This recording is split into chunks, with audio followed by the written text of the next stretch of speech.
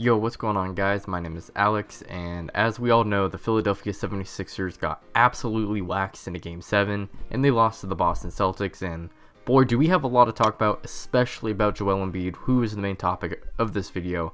But I need to first just start out by saying I could not believe that we had legitimately people, especially like in ESPN and stuff like that, who actually believe that a team filled with 3 chokers or underperformers in the playoffs were actually somehow going to manage to beat one of the best teams in the Eastern Conference and a team with high expectations of winning the championship.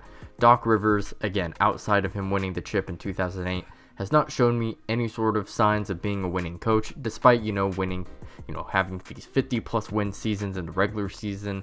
But then again, he just underachieves in the playoffs. So I don't really hear about those 50 win seasons where, the teams are really good and they just fall short every single time. James Harden, again, poked his head out in that Game 7, was absolutely dreadful. I don't need to go over the stats. I know we've seen him so many times at this point. But I knew this was going to happen. But shout out to Harden, though, because he did get them the 2 wins. The one in Game 1, and then I forget the other one. But he hit that game winner in the corner. So shout out to him. He did what he was supposed to do. But again, as the second best player, you cannot be playing how he was in that Game 7. He was absolutely dreadful. But for the main topic, and man, I just have a lot to vent about, mainly about Joel Embiid's game, but we will talk about just the narratives around Embiid the entire season. So let's first start off with just why Embiid was an absolute fraud this game. I first want to start off by saying that there were times where the Celtics were putting Marcus Smart on Joel Embiid, and Joel Embiid was not posting him up. He was not banging down low. He was doing stupid jab steps. He was shooting over Smart. And while he does make them, he wasn't making them this game.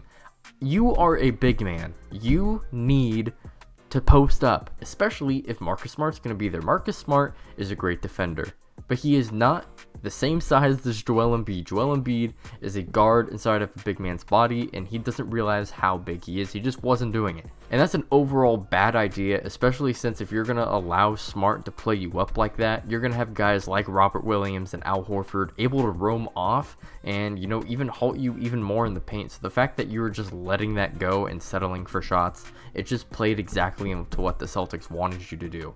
Absolute fraud. And to add on to the roaming of Al Horford and Robert Williams, when they were able to come in and double Joel Embiid, he was unable to make the correct reads out of the double team.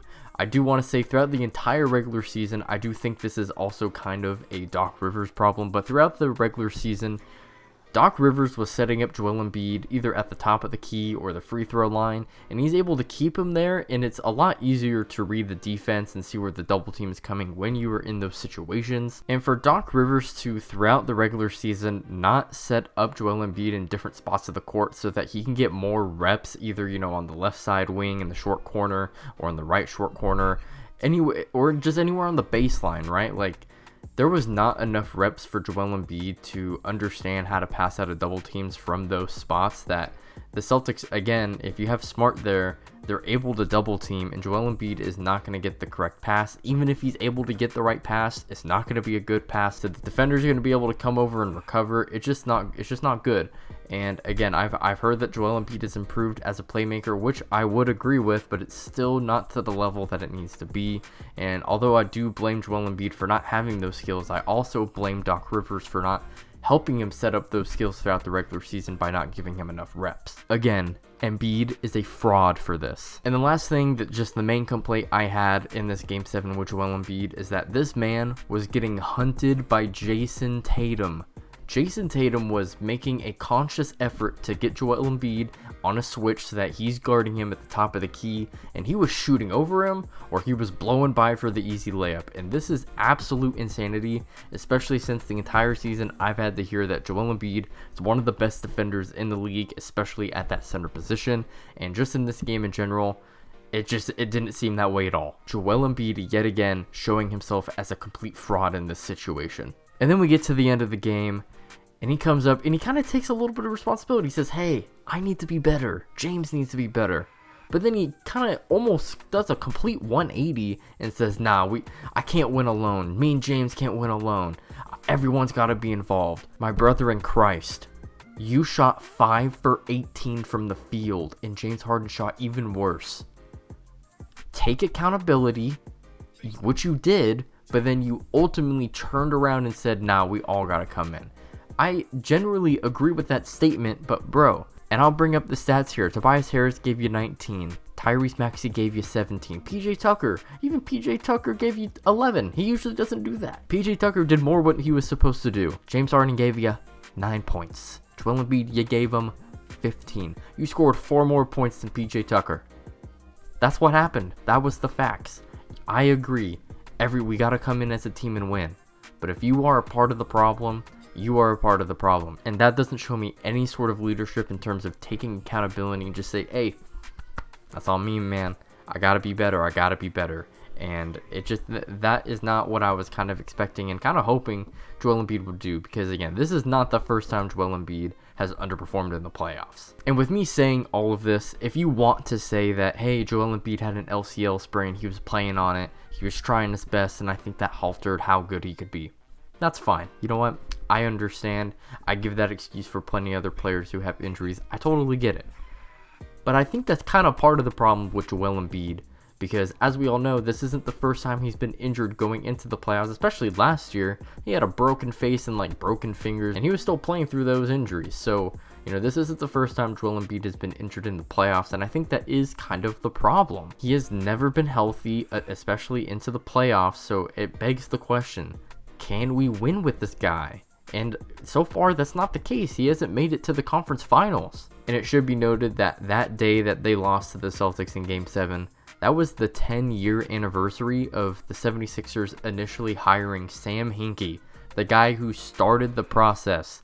And here we are, exactly 10 years later, and we have yet to make a conference finals appearance, and Joel Embiid is the only guy that you have drafted and retained from this process. Just think about how ridiculous that is. Joel Embiid is a fraud. Now that we're done with the actual basketball talk, I want to talk about narratives. I am a Denver Nuggets fan, and I am a Jokic fan, so if you want to say that I'm biased for saying all this, go on ahead. But I honestly think everything that I'm about to say right now is pure facts, and I think I'm very justified in saying what I'm about to say. I had to hear almost the entire year, especially when we got into the month of March when Kendrick Perkins went on his racist rant about Jokic winning 3 MVPs.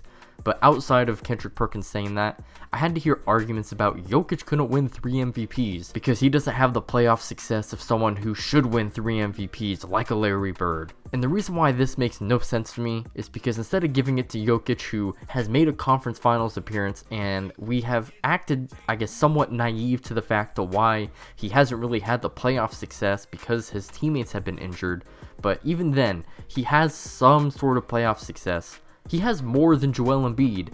Joel Embiid hasn't made the conference finals. He just hasn't.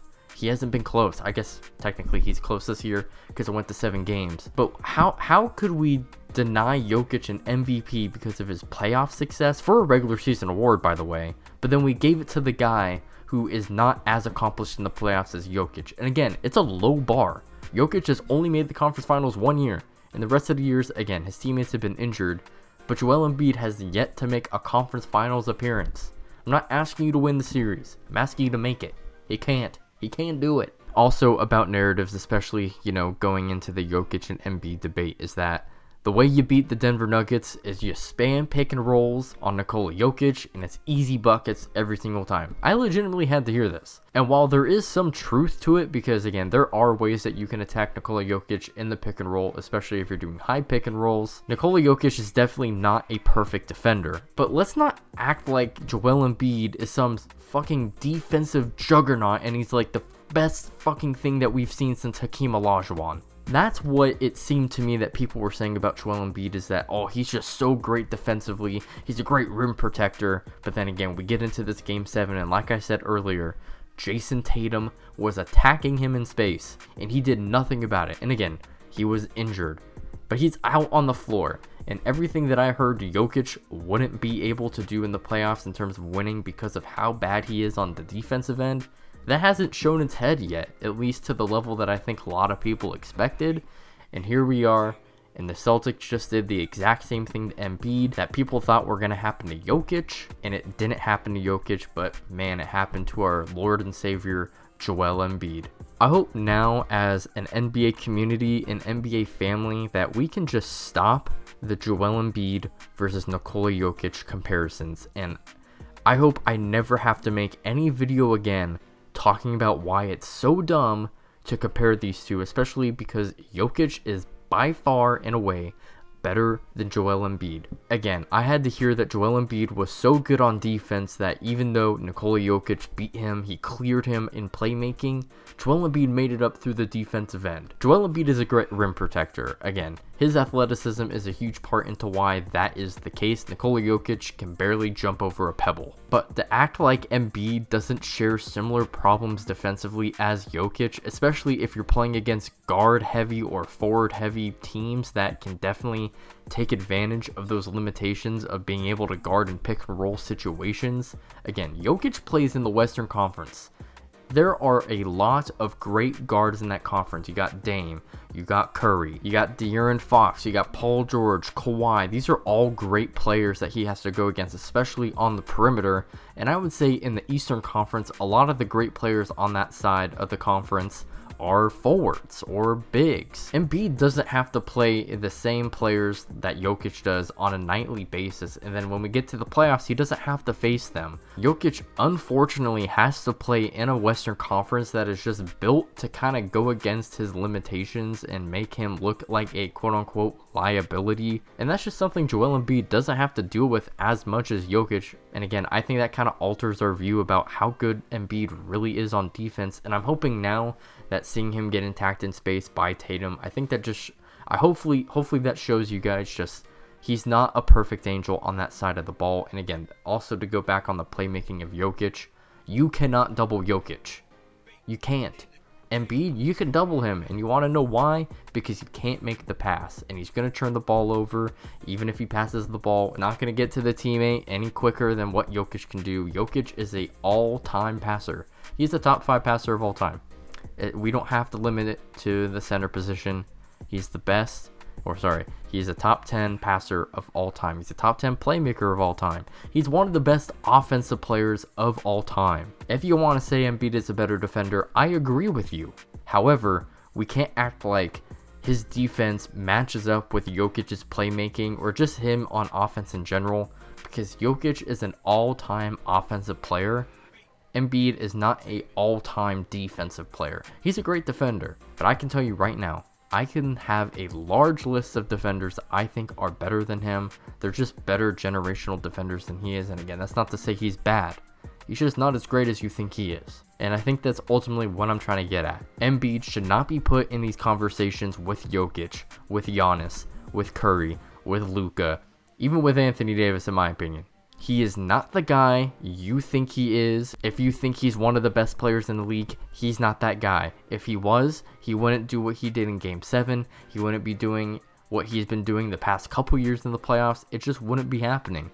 He is a fraud, and I hope I don't have to do this sort of video where I'm ranting ever again. Whew. Well, those are my thoughts on Joel Embiid and why he's a fraud. Let's get a fraud counter in the comments if you've made it this far. If you enjoyed, make sure to like and sub. I'm trying to get to 1,000 subs by the end of the year, so it would mean a lot. Check out my socials, also down in the description below. You can also check out this video somewhere on the screen, where I explain to you why the Warriors lost to the Lakers in the playoffs. Anyways, I'll see you on the next one. Peace out.